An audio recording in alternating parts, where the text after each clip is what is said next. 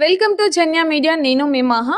ఒక మనిషికి ఒక కళ ఉంటే ఆ కళను నెరవేర్చుకోవడానికి ఎంత కష్టమైన పడతారనమాట. సో అందుకు బెస్ట్ ఎగ్జాంపుల్ మన దండోరా డైరెక్టర్ గారే. జాబ్ని మానేసి మరి డైరెక్ట్ ఫీల్డ్కి రావడం జరిగిందనమాట. సో ఫస్ట్ మూవీతోనే మీకు డైరెక్టర్గా best award Gaddar film award రావడం జరిగింది. ఎలా అనిపిస్తుంది సార్? హ్యాపీ అండి, చాలా happy. Very very thankful to Telangana government and Gaddar awards జ్యూరీకి మాకు ఈ అవార్డు ఇచ్చి మమ్మల్ని రికగ్నైజ్ చేసి ఎఫర్ట్స్ని అప్రిషియేట్ చేసినందుకు. సార్ మూవీ తీసేటప్పుడు ఇలా స్టేట్ లెవెల్లో అవార్డు వస్తుందని ఎక్స్పెక్ట్ చేశారా సార్? అవార్డ్స్ కోసం చేయలేదండి, జనాల్ని నచ్చేలాగా వాళ్ళందరికీ ఎంటర్టైన్ అయ్యేలాగా ఒక మంచి సినిమా చేయాలనే ప్రయత్నమే. అందులో భాగంగా ఈ అవార్డ్స్ రావడం చాలా హ్యాపీ. సార్ మీకు చిన్నప్పటి నుంచి మీ ప్యాషన్ డైరెక్షన్ అయినా అంటే ఆల్రెడీ జాబ్ చేస్తూ ఒక సపరేట్ కెరియర్ ఉన్న తర్వాత ఈ ఫీల్డ్కి రావడానికి మిమ్మల్ని మోస్ట్ ఇన్స్పైర్ అయిన మూమెంట్ ఏదైనా ఉందా అంటే ఏం చెప్తారు సార్? అంటే సినిమాలు ఎవరికి ఇష్టం ఉండదండి, సినిమాలు అయితే ఇష్టం ఉండింది, బట్ ఫ్యామిలీ రెస్పాన్సిబిలిటీస్ కూడా ఉంటాయి కదా. సో దానిలో భాగంగా జాబ్ కూడా చేశాను. ఒకసారి ఒక పాయింట్లో జాబ్ చేసి ఓకే ఫైన్, ఇప్పుడు జాబ్ చేసిన తర్వాత మనం నచ్చింది ఎప్పుడైనా చేయాలి కదా అనే ఉద్దేశంలో తీసుకున్న కాల్.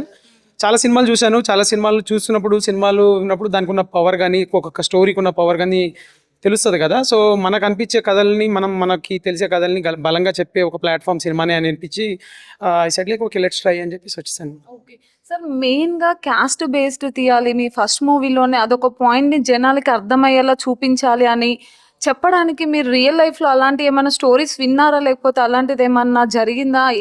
అదే తీసుకోవడానికి గల రీజన్ ఏంటి సార్? రీజన్ ఈజ్ నథింగ్ అండి, లైక్ ఇట్లాంటి కథలు ఇట్లాంటి స్టోరీలు మన దగ్గర జరగట్లేదని కాదు, జరుగుతున్నాయి చాలా. బట్ కథలు బట్ సినిమాలుగా రావట్లేదు. బట్ సినిమాని ఒక మీడియంగా వాడి దీని గురించి బయటకు చెప్పాలనేది అయితే ఉద్దేశం. బట్ ఇది పర్సనల్గా బేసిక్గా బుక్స్ చదవడం కానీ లేకపోతే నేను విన్న స్టోరీస్ కాదు, చూసిన కథలు కావచ్చు, ఇవన్నీ కలిపి ఒక వెరీ ఎంటర్టైనింగ్ వేలో ఒక విషయం చెప్దాము అని చెప్పేసి చేసిన ప్రయత్నం. ఓకే, చాలా బాగుంది సార్. చాలా మంది ఆడియన్స్ కి కనెక్ట్ అయ్యే మూవీ. చూసాను సార్, థియేటర్కి వెళ్ళి చూసాను. యాక్చువల్గా మా మీడియా షో కాకుండా నేను సపరేట్ గా థియేటర్కి వెళ్ళి చూసాను మళ్ళీ. సో ఫ్యూచర్ లో ఎలాంటి మూవీస్ తీయబోతున్నారు? ఇప్పటి వరకు ఎన్ని కథలు రాసుకున్నారు ఆల్రెడీ సార్?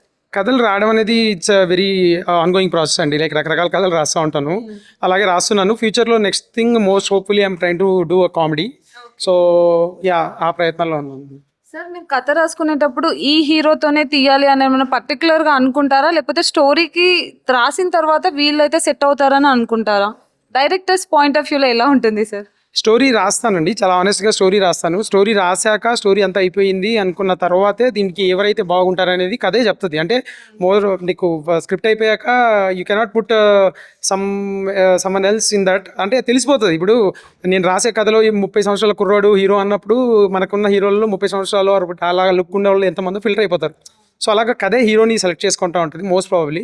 సో అలా జరుగుతుంది. సో హీరోని దృష్టిలో పెట్టుకుని కథ ఇప్పుడు రాలేదు, అంత లగ్జరీ కూడా లేదండి నాకు. నేను కథ రాసుకున్న తర్వాత అందులో ఏ హీరో అయితే సెట్ అవుతాడు అనేది చూసుకుంటా ఉన్నాను ఇప్పటివరకు. ఈ రోల్కి శివాజీ గారిని ఎట్లా యాక్సెప్ట్ చేయించారు? ఎందుకంటే father with son and daughter ఉన్నారు, అంటే కొంచెం ఏజ్డ్, అంటే ఫాదర్ రోల్ మెయిన్గా.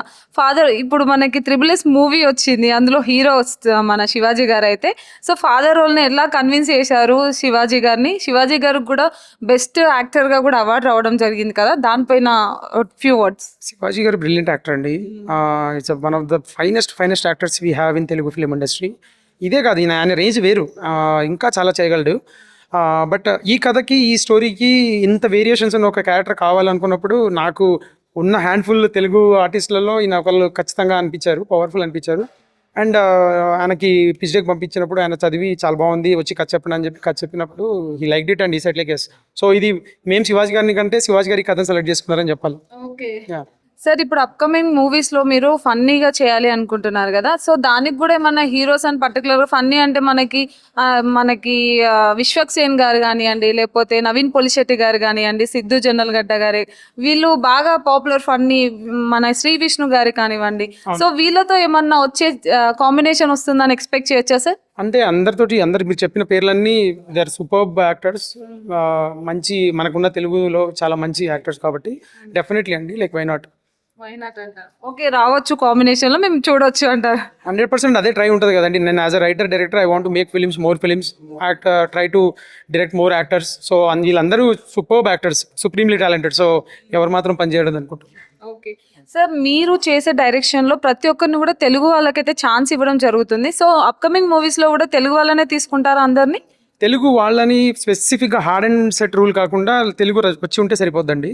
So, of course like Telugu cinema తీస్తున్నప్పుడు ఆ తెలుగు లాంగ్వేజ్ తెలిసిన వాళ్ళకైతే ఇంకా బెటర్‌గా ఉంటదనే ఫీలింగ్ అంతే. అదొక్కటి తప్పితే పర్టిక్యులర్‌గా ఆళ్ళనే తీసుకోవాలని కాదు. తెలుగు నేర్చుకొని తెలుగు గురించి బాగా అర్థం చేసుకున్న వాళ్ళు చాలా మంది యాక్టర్స్ ఉన్నారు మనకి. కానీ తెలుగులో కూడా చాలా మంది యాక్టింగ్ వచ్చిన వాళ్ళు, చాలా మంచి స్కిల్స్ ఉన్న వాళ్ళు కూడా ఉన్నారు కదా! వాళ్ళని టాలెంట్‌ని గుర్తించడానికి కూడా మంచి డైరెక్టర్స్ అయితే తెలుగు ఇండస్ట్రీకి చాలా మంది అవసరం ఉంటుంది.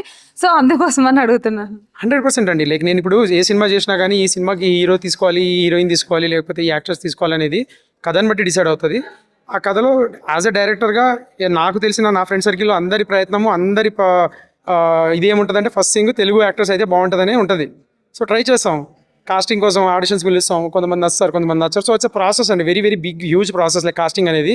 అందులో కొన్నిసార్లు మనకి తెలుగు వచ్చిన వేరే లాంగ్వేజ్ యాక్టర్స్ అయినా వాళ్ళు తెలుగు నేర్చుకొని ఉంటారు. చాలా వాళ్ళు వచ్చి ఫిట్ అవుతారు. So, it's all about that. But yeah! Priority wise I would definitely try to have a Telugu speaking person in any role, any day.